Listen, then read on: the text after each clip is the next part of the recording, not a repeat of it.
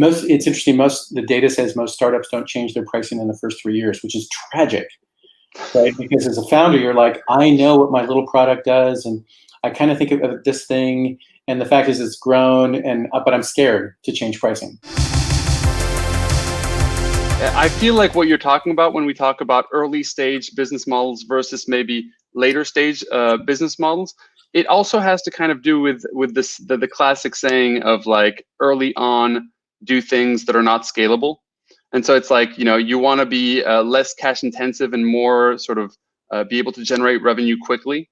And then later on, you're focused on like, how can we, deliver this or a similar service to a much larger number of people. So, like you said, spending $1 million to make $200 a month doesn't make sense unless it really takes off. So early on, you might want to have a different business model.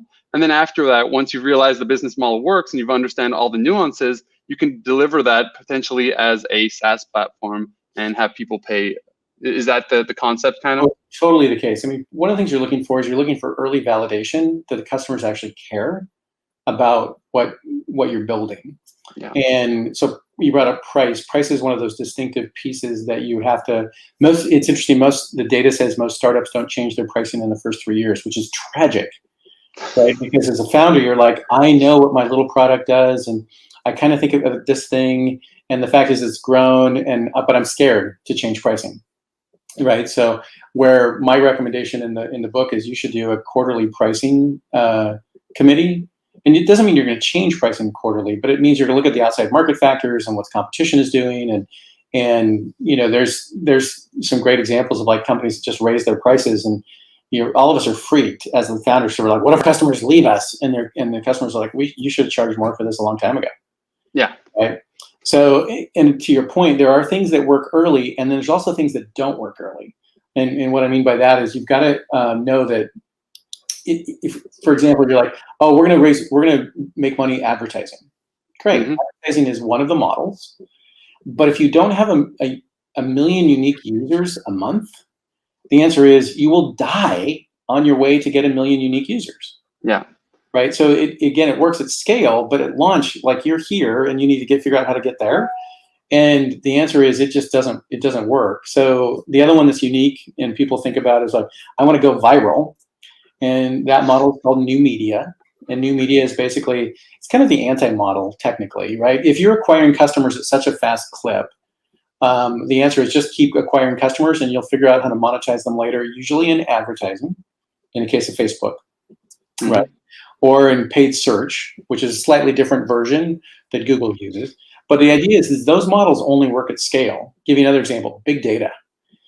Big data requires that you have the data to sell.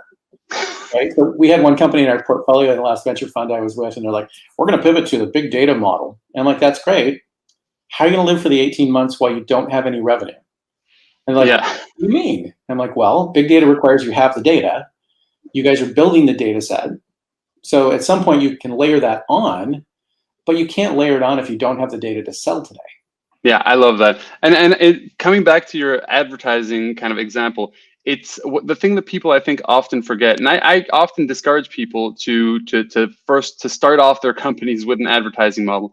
And if they do absolutely want to do that kind of model, I'm like, find an independent sort of brand who wants to actually pay you to have their, and that'll be a better deal for you than to kind of, work with Google early on. You have to understand basically that if you're going to monetize your product later through ads, you're competing against other ad platforms. And we're talking about the most sophisticated ad platforms in the world: YouTube, Facebook, Google Display. Like there are just so many out there. And so you're competing against monsters and you expect to be able to.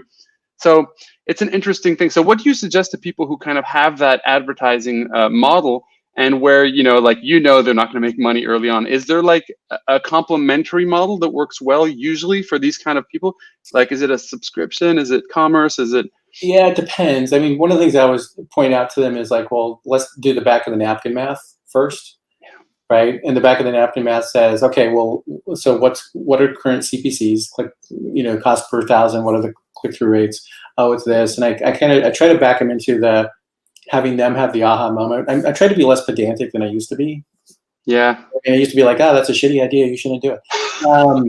Now I'm like, let's do the math and let's see, right? And then they're like, so how much traffic do you have today on a CPM rate of cost per thousand of $100 on a CPM rate? How many thousands do you have? 1,000. Okay, well, on $100 per. So you're going to give me $100 this month. So now, how many months can you sustain at basically zero revenue? And then, what's my cost of customer acquisition? Well, my cost of customer acquisition is $3. Okay, so when you start doing the math, this thing I like about the math is the math doesn't lie. Yeah. Right? You're like, someone looks at it and they're like, oh, passionate. no, this doesn't look great. Yeah. You don't have to like convince anyone of anything. They can see it for themselves. Yeah, just this week I had a good friend send me a note, and they're like, would you look at the business plan for me? Sure, of course. He's like, it's going to get to $500 million in 4 years. And I'm like, no. He's like, but yeah, you don't understand the math. I'm like, yeah, I do. Like, so one of the analysis we did and put in the book was we looked at the Inc. 500 list for the last 10 years. So to be in the top 10 of the Inc. 500 list, and we took the average number one company and the average per year, and we basically said, and the Inc. 500 list starts with, you don't start at zero, right? And you're like, I doubled this year. We went from $1 to $2. You have to start with $1 million base revenue is the start of that, and then they track it over that 3-year span. And one of the things I tell founders when you're doing your financial model is if your financial model tells you you're going to get to $500 million in 3 or 4 years, the answer is you've just shown that you know how to use Excel, but you don't know anything about the business, right? And so there's a quiz test for you, like what's the average revenue if you wanted to be in the top 5 of the Inc. 500 list in the last 10 years, what sort of revenue would you have to do? And the answer is roughly $40 million. Like if you went from $1 million to $40 million in 3 years, or even 4 years, you would be in the top 10 of the Inc. 500 list. That's the average. Now, is there some outliers? Sure. Like, Groupon, great example of a non-revenue model, by the way. So if you remember all the copycats of Groupon that came out after Groupon did, ultimately Groupon's revenue model is commerce and lead generation, right? So they're a combination revenue model, but revenue models aren't defensible, right? That's why you saw so many copycats. That people are like, oh my God, that's a great idea, and there's a local angle to it, and we're going to start. We're just like Groupon, only better, and we're in Cleveland, right? So, but revenue models aren't defensible, right? You can't build a patent around a revenue model. It's a best practice. And you've actually helped to democratize all these 14 models too now. So it's even more now, like everyone has access to these things, and you can't patent them.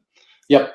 And that's really the pay-per-click advertising was originally started by a company that came out of Idea Lab and then got sold to Yahoo, and then Google copied it, and Yahoo sued them, right? And Yahoo at some point got a massive amount of Google stock. Just settled the lawsuit. But that was totally the case of, oh, that's a great revenue model. We'll just copy it. And actually, Yahoo had the company who had the patent on it, and ultimately settled.